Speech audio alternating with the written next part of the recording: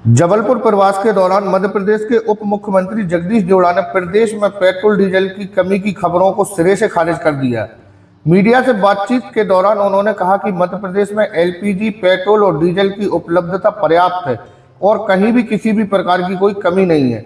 Deputy CM Jagdish Devda ने कहा कि मध्य प्रदेश के मुख्यमंत्री डॉक्टर मोहन यादव के निर्देश पर विभाग पूरी गंभीरता से काम कर रहा है। शुरुआती दौर में कुछ स्थानों पर लंबी लाइनें जरूर देखी गई थी, लेकिन अब स्थिति पूरी तरह नियंत्रण में है।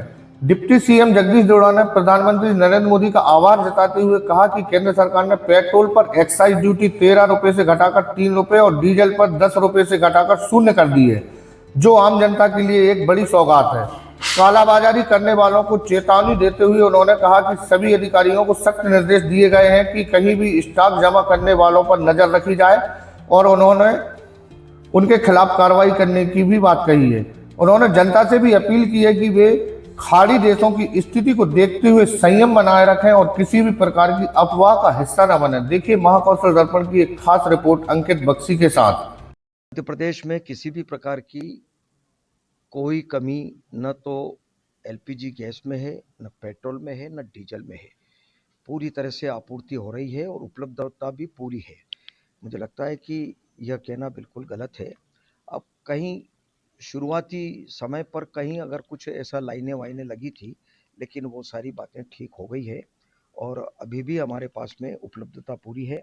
यशस्वी मुख्यमंत्री हमारे डॉक्टर मोहन यादव जी लगातार इस मामले में गंभीरता से सबको निर्देशित कर रहे हैं और कहीं आम जनता को कोई परेशानी नहीं है।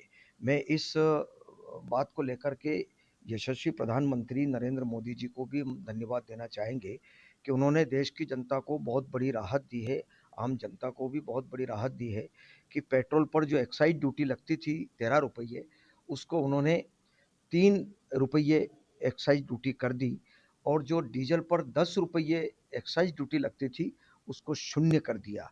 यह जनता को बहुत बड़ी राहत यशस्वी प्रधानमंत्री नरेंद्र मोदी जी ने दी है। हम उनका हृदय से धन्यवाद करते हैं और वो भी उन्होंने राम जन्मोत्सव के अवसर पर रामनवमी के दिन उन्होंने यह जनता को सौगात दी है। ब्लैक मार्केटिंग की लगातार शिकायतें आ रही है, उसको लेकर के सभी अधिकारियों को निर्देशित कर चुके हैं कि जहाँ जहाँ अगर कोई इस प्रकार का स्टॉक कर रहा है तो वहाँ जाकर के वो चेक करें और कोई भी व्यक्ति, हम तो ये भी अपील करना चाहेंगे कि कोई व्यक्ति स्टॉक न करे और लोगों में भी जो गलत अफवाह फैलाने वाले लोग हैं उनसे सावधान रहने की आवश्यकता है। वातावरण को खराब करने वाले लोगों से सावधान रहना चाहिए और इस समय जब खाड़ी देशों में यह स्थिति हो रही है तो उस समय सबको संयम रख करके देश की जनता को और प्रदेश की जनता को भी सबका सहयोग करना चाहिए।